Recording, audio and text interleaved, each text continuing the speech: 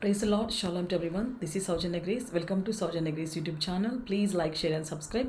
ఈరోజు మన టాపిక్ ఏంటంటే కనుక సింబల్ బ్లూటూత్ గురించి. ఏంటి బ్లూటూత్ యొక్క విశిష్టత?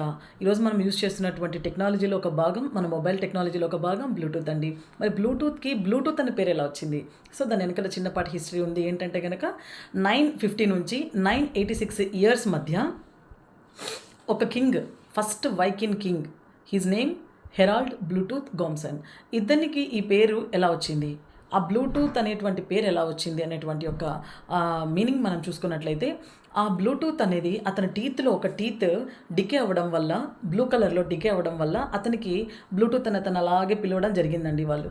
మరి అతనికి ఈ సింబల్కి నేను చెప్తున్న దానికి ఏంటి కనెక్టివిటీ అంటే కనుక, అతను 960లో క్రిస్టియానిటీని స్వీకరించిన తర్వాత అతను ఒక రెవల్యూషన్ తీసుకురావడం జరిగింది. రెవల్యూషన్ ఇన్ ద సెన్స్ ఏంటంటే కనుక, డెన్మార్క్, నార్వే యొక్క దేశాలని యూనిఫై చేయడానికి ఎంతగానో హెల్ప్ చేశాడు, ఎంతగానో కృషి చేశాడు. అందుమూలంగా అవి రెండు కూడా యూనిఫై అయ్యాయి.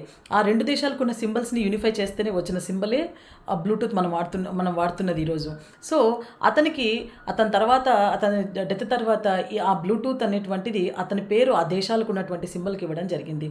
సో ఆ రోజు అతను ఏ విధంగా దేవుని అంగీకరించిన తర్వాత ఆ ఈ రెండు దేశాలను యూనిఫై చేయగలిగాడు, అతని పేరు ఆ యొక్క సింబల్కి వచ్చిందో, ఈ రోజు కూడా మనం మొబైల్లో వాడుతున్న ఈ బ్లూటూత్కున్న కూడా అదే యూనిఫై చేయడమే, అదేటువంటి ఇదే నడుస్తూ ఉంది.